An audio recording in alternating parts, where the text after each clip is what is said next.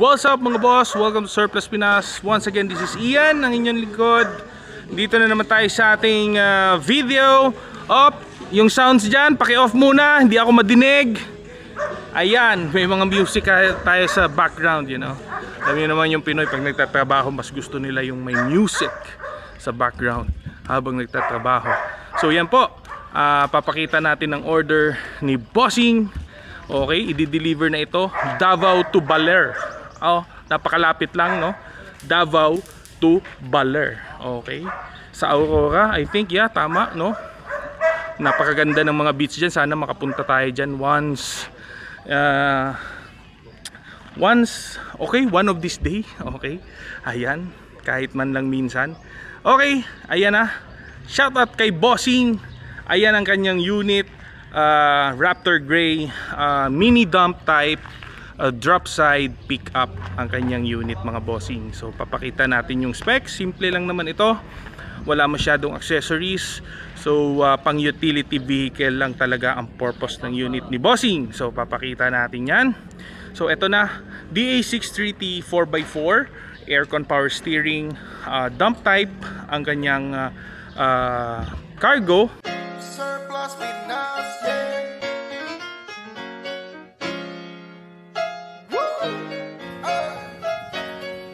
Surplus Pinas. Halika rito, meron sa'yo papakita. Iilan sa quality sasakyan ba? Gagamitin pang travel, pang negosyo, road trip pa. Buti na lang dito napatpad ka na.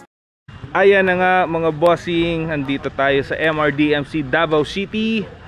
Okay, magva-vlog ulit si Surplus Pinas at ipapakita na natin ang ating unit na featured today. So DA630 dump type 4x4 multicab for Sir Rex ng Baler, Aurora. Alright, sige, umpisa natin ang kanyang exterior aesthetic. Very simple, wala itong mga steel guard. Nagpalagay lang si Bossing ng flares. Ayan, fender flares syempre. So pagdating naman sa rims, stock rims ang ginamit natin, and naka-offset din yung rims na ito ng 1 inch. So machine shop po ang gumagawa niyan. So gumamit tayo ng R12 na Cargador type tires. Alright, so kapag R12 kasi ang benefit is wala masyadong cut out sa wheel box niya. So yung mga mudguard, ayan, tulad ng bumper sa front, binawasan ko ito pero konti lang para hindi naman sumabit pag lumiliko. Okay, so yan ang ating tire na ginamit, lug tires with interior po yan. Okay, hindi siya tubeless. Okay, ayan, papansin natin stilt gray or Raptor gray ang ating kulay ng body. So isa pang kagandahan nito is ang kanyang buong cargo bed is nakabalot ng stainless steel. Original po yan, galing Japan. So hindi ko na tinanggal, sinabihan ko si Bossing wag na natin tanggalin kasi added protection nga naman yan.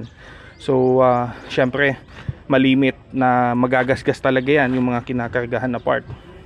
Ito hindi ko na pinapinturahan kasi alam naman natin syempre hindi naman talaga yan tatagal, lalo na pag may mga karga. Kaya yung finish niya na original is na-retain ko lang sa kanyang cargo bed. Yan. So yung kinabit na pagkabit niyan is naka-rivets mga bossing. Ayan o. Okay, by default yan sa Japan nakalagay. So pagdating naman dito sa rear, naglagay tayo ng pintle hook as requested ni Bossing, and naglagay tayo ng heavy duty na bracket. Channel bar ang ginamit natin instead of yung mga light duty na mga bakal, and naglagay tayo ng LED taillight.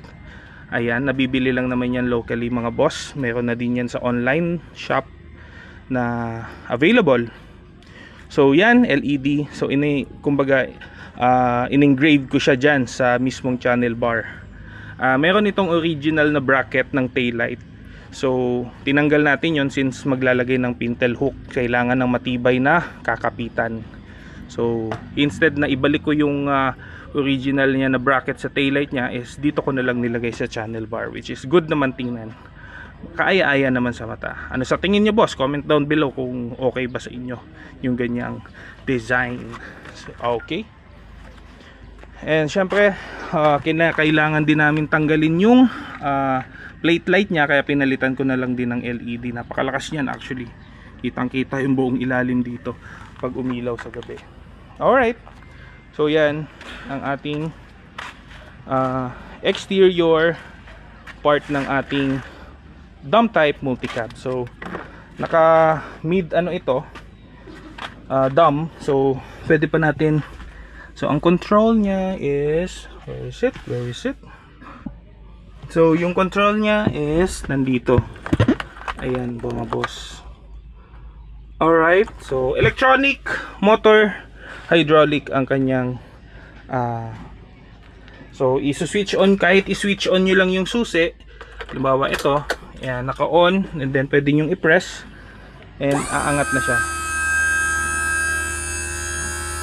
So battery powered ang kanilang dump mechanism sa kanyang pump.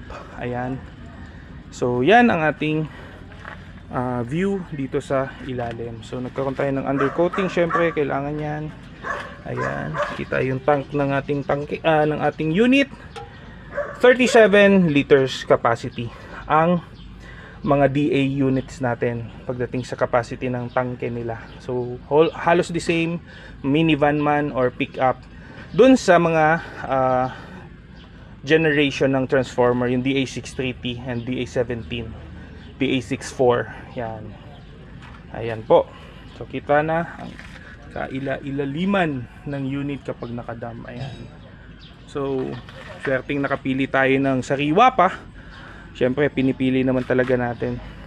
That's why mga bossing, kapag umu-order po sa akin, in case lang no, sa hindi nakakaalam, halimbawa umorder tayo ng unit and then medyo natatagalan yung pagpili or selection ng unit kasi sinasala po kasi natin. So as much as possible, syempre meron na tayong mga learning point na na-experience na nagmamadali tayong kumuha ng unit para sa customer, then yung mapipili natin is may mga problema. So minsan nangyayari yan, syempre sa atin nangyari na din yan. So ang importante lang naman dyan mga boss, no, huwag natin pababayaan yung ating client. So dapat nakasuporta pa din tayo kahit pa matagal na, taon na ang lumipas, andyan pa din tayo dapat syempre. Ayan, oh, ang ating finish sa ating interior is matte finish, gray and black combination, pati ang upholstery. Ayan. So shout out kay Dimit sa ating upholstery man.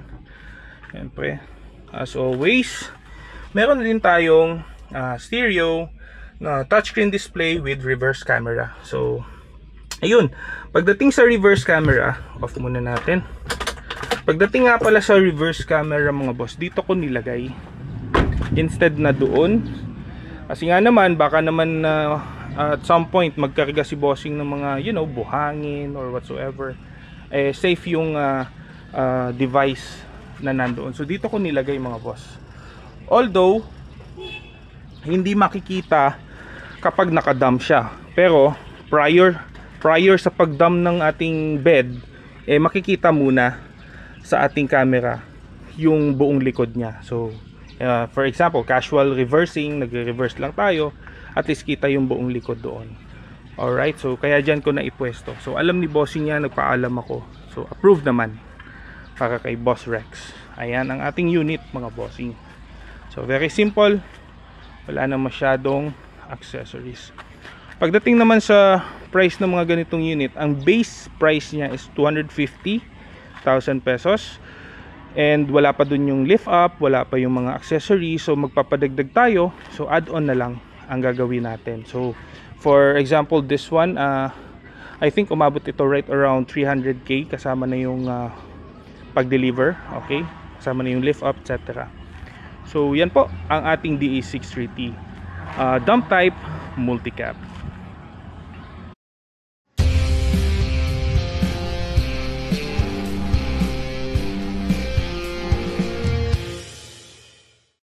At yun na nga mga boss, salamat sa mga tumambay dyan. Don't forget to subscribe to our YouTube channel, Surplus Pinas mga bossing. At syempre, sana pa-like and follow ng ating page Surplus Pinas on Facebook. So, Yes, mabuhay po kayo. Sir Rex, salamat sa pag-order at sa tiwala. And as always mga boss, this is Ian of Surplus Pinas. Kita-kits tayo ulit sa next video.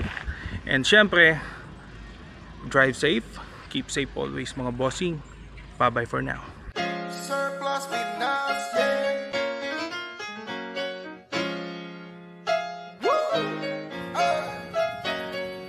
Surplus Pinas. Halika rito, meron sa'yo papakita. Iilan sa quality sasakyan ba gagamitin? Pang travel, pang negosyo, road trip pa.